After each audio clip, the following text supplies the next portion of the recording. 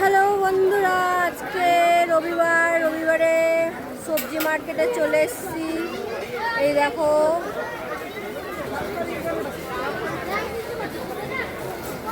এখন বাজে সন্ধ্যা। এখন বাজে সন্ধ্যা 6:30। মা কোথায় গেল? বল কোথায় গেল? ওই তো, এখন বাজে সন্ধ্যা 6:30।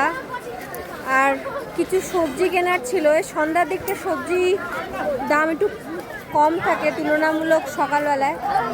তো একজন কমেন্ট করলো আমায় যে যে সিকিমের ব্লগগুলো দেখে মনে হয় সিকিমে চলে যাই।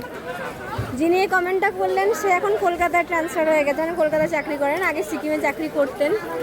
তো হঠাৎ করে মনে করলো চলো এটা ব্লগই বানাই, শেয়ার করবো, ওনারে খুব ভালো লাগবে। তো এই দেখো সবজি মার্কেট। আর আমার সাথে কে আছে দেখো,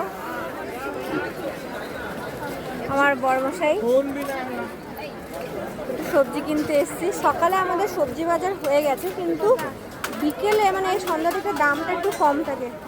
এই দাঁড়াও 300।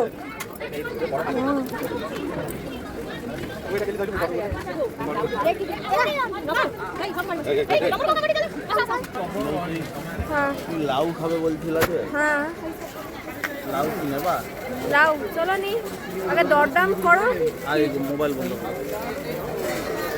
গাড়ি কথা বলছি, এই তো কারি পাতা জানো 10 রুপিয়া কোটা।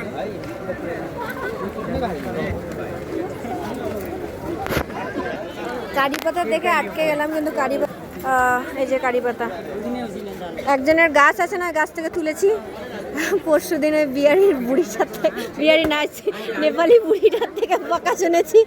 হ্যাঁ, মানে আমাদের বাড়ির কাছে একজনের গাছ লাগিয়েছে, ঠিক আছে। তো এখানকার লোকেরা কারি পাতা খায় না, ওই জন্য গাছে ভর্তি কারি পাতা হয়ে রয়েছে।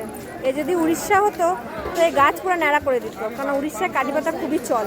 তো আমি এরকম কারি পাতা নিয়ে 2-3 দিন নিয়েছি। গতকাল কি হয়েছে না, আমি কারি পাতা আমি ছিঁড়েছি। আমি কোনো মানে স্টেম থেকে আমি এখন টেনে আনি, শুধু পাতাগুলি নিই। তো একজন নেপালি বুড়ি, বুড়ি, ঠিক আছে, ওরা হ্যাঁ কি ছ নেপালি ভাষায় বলছে, ছ আনন্দপুর কী বলে চলে এসছে। তো আজকে দেখলাম যে বুড়িটা নেই। যাই হোক, যেহেতু কারি পাতা আছে আর কিনলাম না। একটা এরকম আটি দাম বলছে 10 টাকা, ঠিকই আছে। তো এই দেখো এটা কি শাক? এটা কি শাক? এই দেখো এরকম গাছ না। দাদা করে গেল ওই তো, এই যে আসছে গুবলু।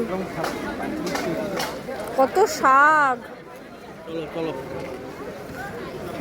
চলো ওদিক দিয়ে চলো। বীজ থাকলে সব কিনে মজা আছে। বৃষ্টির দিন সিকিমে খুব ভালোই বৃষ্টি পড়ছে এখন, প্রত্যেক দিন বৃষ্টি। রাতে তো ঝমঝমিয়ে বৃষ্টি পড়ে। তো বৃষ্টির দিনে এই সবজি একগাদা কিনে কোনো লাভ নেই, যেখানে ফ্রিজ নেই তো সেখানে একটা ঘুরিয়েও কোনো লাভ নেই। বাবু আমার না বিনস কিনতে খুব ইচ্ছে করছে। বিনস কিনলে হবে না, বিনস খাওয়া যায় এখানে।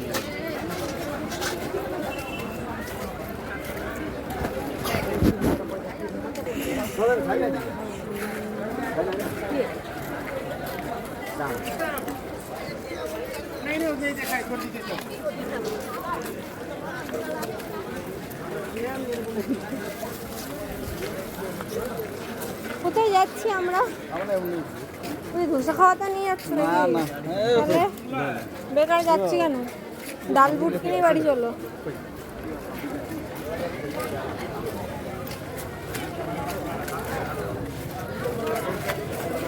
হ্যালো বন্ধুরা, এখন বাজে 7টা।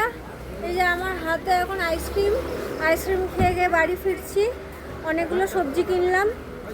আর চলো বাড়ি যাই, তোমাদের সাথে দেখাবো যে আজ সকাল আর এখন মিশিয়ে কী কী সবজি কেনা হলো। কালকের মধ্যে নিধন করতে হবে। কি আনলে এখন কিনে? গাজর। এই গাজর হলো লোকাল ফার্মার্সদের থেকে, বলো। আর মিষ্টি আলু, আমার বউয়ের ফেভারিট মিষ্টি আলু। মিষ্টি আলু কত করে নিল? 20 টাকা করে না? 15 টাকা। 15 টাকা আর 500 না 500 তো 30 নিলাম। টাকা কিলো, 15 টাকা 500। ইয়েস। সোজা হিসেব। তো এটা যদি সকালে কিনতাম কত টাকা নিতে রে মনে? 50 টাকা কিলো। তো এটাই ডিফারেন্ট। 50 টাকা কিলো, এই বাপ করেছো বাবু, 20 টাকা। 20 টাকা, 20 টাকা 500 বড়বটি। আর এই দেখো, এটাও তো লোকাল ফার্মারদের থেকে কিনেছি না রে বাবু? না। এটা বড়বটিটা, ওটা ধূপগুড়ির কাকা। এটা ধূপগুড়ি কাকা। কাকার কাছে ভালো সবজি ছিল তো, কিন্তু আর এই দেখো, এগুলো সব লোকাল ফার্মার্সদের থেকে নেওয়া, দেখছো? এগুলো সব ভালোই, আমি এর আগেও কিনেছি, খুবই ভালো। যেতে না, হয় একটা মানে লেবু ওই কত নিয়েছে রে? বিকাল 5:30 6টার পরে গিয়ে আনলে মানে একটা হিউজ অ্যামাউন্টের ডিফারেন্স, যেটা 50 60 80 সেটা 40 30 এরকম একটু বার্গেন করলে তারা 25 টাকাও দিয়ে দেয়। কালকেই ভাজা করে নেবো। তো ভেজা। বরবটি আনলাম, থাকবে না। আর উপরে আছে এই দেখো 500 মিষ্টি আলু এনেছি। আনতাম কিন্তু আজকে সকালে অনেক কিছু মানে সবজি কেনা হয়েছে।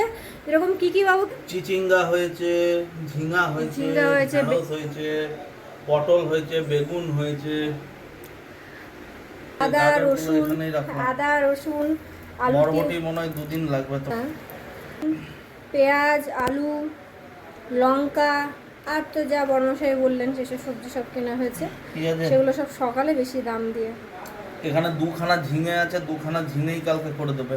তো ঝিঙ্গে তো করলে একটুখানি শুকিয়ে যাবে। যাই হোক, আলু দিয়ে পোস্ত। তো বন্ধুরা এটাই আর এই ছিল, যে হ্যাঁ বিউলির বলো। ডালটাকে ঢেলে রাখো। সো বন্ধুরা এটাই ছিল আজকের সবজি বাজার।